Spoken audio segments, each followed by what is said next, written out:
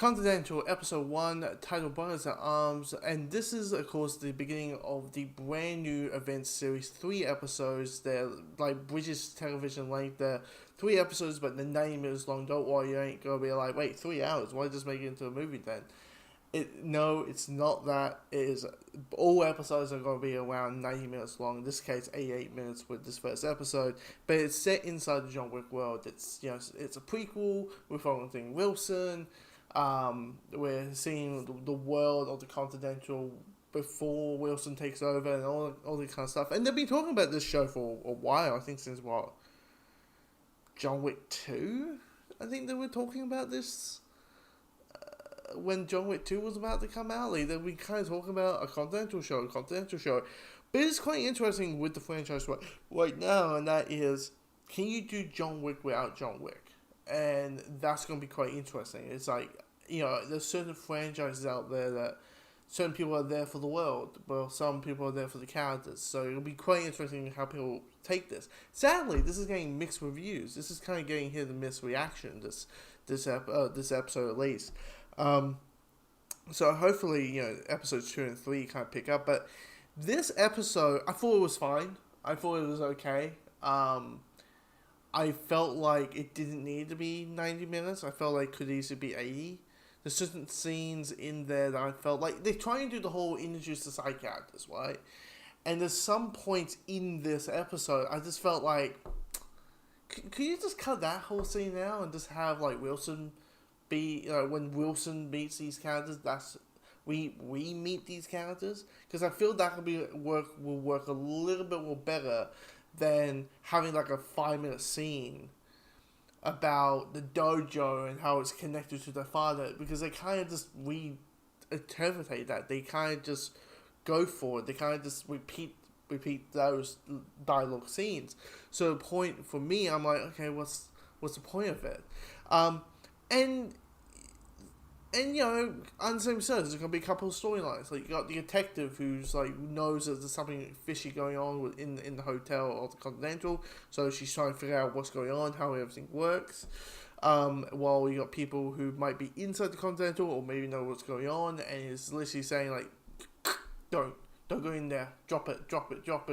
These are the people who get to do whatever the hell they want. And then, and as I said, you have like the side characters plot, which could easily be trimmed up. But the main plot I found to be the most intriguing, the most mystery of it, and that is with Wilson, and that is that Wilson has a brother, and he finds out that Wilson has taken something from the Continental, and the person who's running the Continental, who's played by Mel Gibson, he is like, look, I like your brother, but he stole something from us, and we want you to find him. And sadly, that includes him being dead, but I want you to find him, and so we can get the thing that he stole back for us. And so it's basically just this whole episode is about finding where's Frankie, where's Wilson's brother. And the mystery goes on, and then you slowly find out this relationship and all that. And it's fine. I mean, it's one of those things, like, it's not bad. I mean, there's certain things, like, there's certain action sequences, like, there's a car chase, but they do the whole cut to black. Gunshots and, the wheel turning, cut to black. More gunshots on the streets, turn to the left, onto the streets, cut to black. And I'm like, okay, that's a bit redundant. But here's the thing, they do a lot. I won't lie, when it comes to the actions, when we see the action, like, the action's there. But they I think they're trying to get a little bit too artsy-fartsy with it. They really want you to hear that a fight is going on.